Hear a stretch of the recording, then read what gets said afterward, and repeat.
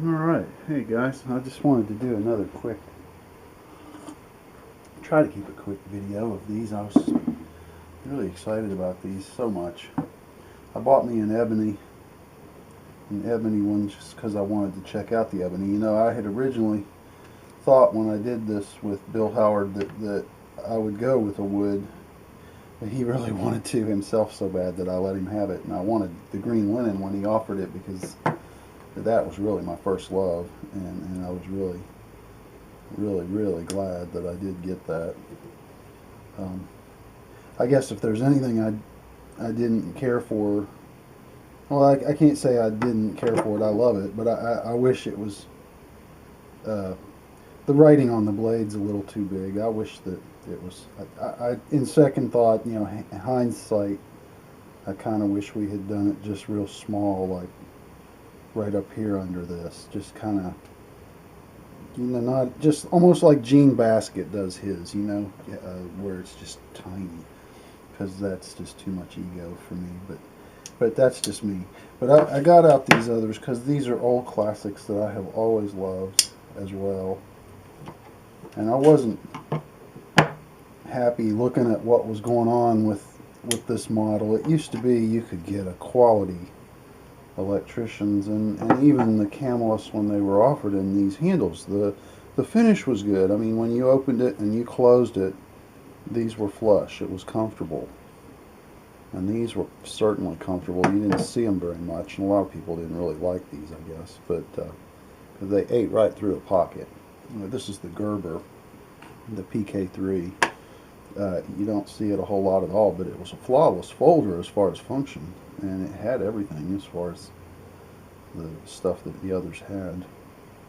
Stripper and the wire stripper and the screwdriver and the main blade, but it offered the clip blade, which you didn't see very often. So I think that might have hurt it, actually. Had it done that, now it probably would have sold better, but they didn't even think of that. Now on these here we've got, let's see, we've got the spear as well, and that's probably the more traditional of what GEC made. This one still has the oil on the blade, so I'm going to leave it alone. But I really like the sheep's foot blade. I didn't think I would as much because I always carried the spear. This was the one that I had in my pocket for many of the times that I was working, and it came in handy for a lot of things, and it's the Camelists 27, which is just a little bigger. I really like what we've done here with this. I think you guys will too once you get it. I don't think they really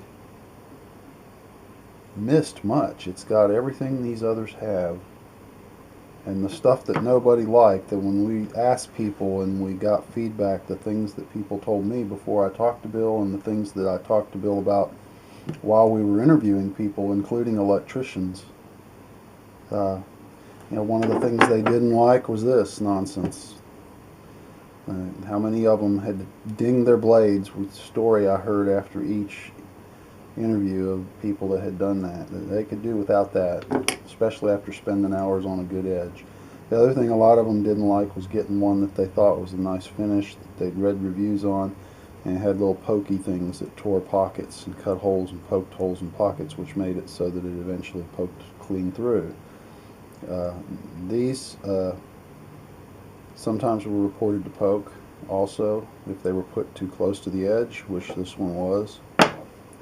And what else? Oh yeah, the other thing, well, this one is exactly just as was reported. Some of them are uncomfortable with sharp edges because it's not flush when it's closed or open. And in this case, this one has got sharp edges on both sides of the back spring because it's not sitting down flat when you're using the knife.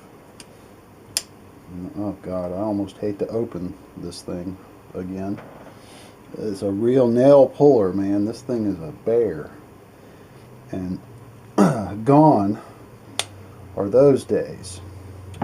because we didn't put any nail pullers in any of these little babies. These locks are really good though.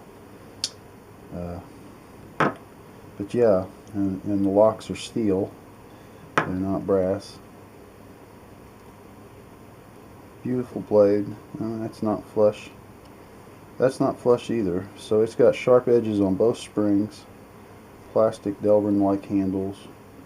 I'm sure it's a cheap price tag. It's the Klein tool, this one, and it's made in, where's this one made? Probably shouldn't have closed that again. It says Klein Tools. God, I need my glasses. Something USA. Oh, well, hang on. It says Japan here. 1550-42Y Japan. So it was made in Japan. Isn't that interesting? And this one, of course, was made in Oregon, I believe. This is the Gerber. I'm sure it's flush. Oh, yeah. Yeah, it's great. You would expect that. See, this was a premium price tag knife when it was out in its day. In fact, I forget what I paid for it, but it was not cheap at the time. I've had this for a long time. I hid this from my parents when I bought this thing. If they had found out what I paid for that, I'm sure I'd have got a good whopping. Such is the addiction. This is the first one I ever got. The one that started it all for me with my love affair with this particular model, the Electricians. You know, I guess it didn't dawn on me until late in life how much I really zeroed in on this model. It took me all my life of carrying and beating up other knives to realize that it was actually the one that was sitting in the drawer, this one all along, that was the one that got the most use. And that was actually the beat 'em up. And then once I realized that, I started carrying this again, and I took it out, and it saw a lot more use. I wish it had kept a better edge. I don't think Camillus has quite as good a heat treat on these. Some of them do well, and some of them don't. I actually tested this one once with a Rockwell tester to see what it was, and it was like 55 Rockwell, which, you know, I don't know if that's good or bad for 1095, but I would really prefer it to be harder, and I can't help but think that these blades by GEC are definitely harder because they certainly seem to keep an edge to me. I can't say that they're as sharp as I personally like them when they come out of the box. Most of mine get a pretty good going over once they arrive, but I do like the near zero edge that they put on it, and I think their blades are just absolutely beautiful, and they make a flawless product. They have raised the bar so high with these as to have set a new standard by which we should judge folders that we purchase. These things are absolutely fabulous in every way. When I did have one little issue with the tip, I told Bill Howard about it, and he got right on it, and by golly, every one of them was taken care of.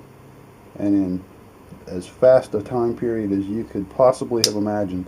The only person that I know that moves that fast is me. You know, I don't kid you with that. You ask anybody that's dealt with me. Nobody gets stuff in and out of the shop like me. It just doesn't happen. I'm on top of things like no other. People that have dealt with me repeatedly know it too. Anyway, I did away with that. I made my own bail on this one, so I fixed it so that it can't close on that one, because I wanted to hang this one out where I can use it. This is going to replace this old knife that was hanging out there where I used it for the Dremel and stuff like that. And I tweaked this to thin it down because it was a little fat to use in, you know, the mandrel handpiece. Just a tiny bit fat. It could actually work. It just was frustrating, so I thinned it down just a tiny bit because that's what I intend to use it for. But you know, it was real close. The tips are plenty thin for the small screws, this one would probably work just fine in Dremel too. I hope you guys that buy these report back to me and let me know what you think after you've used them some, because the feedback I am getting is starting to roll in, and it's really positive. So I'm pretty excited about the epic potential of this model and what it can do as an addition to revive this older model. Maybe now, with renewed interest in the model, if that's what happens, we can get some upper scale, better handled materials in a bigger example, if that's what you guys really want. You know, it's simply a matter of speaking up if this is what the public wants. If you guys want this from GEC, then just start telling them what you want and see how it goes, because they seem pretty responsive to me.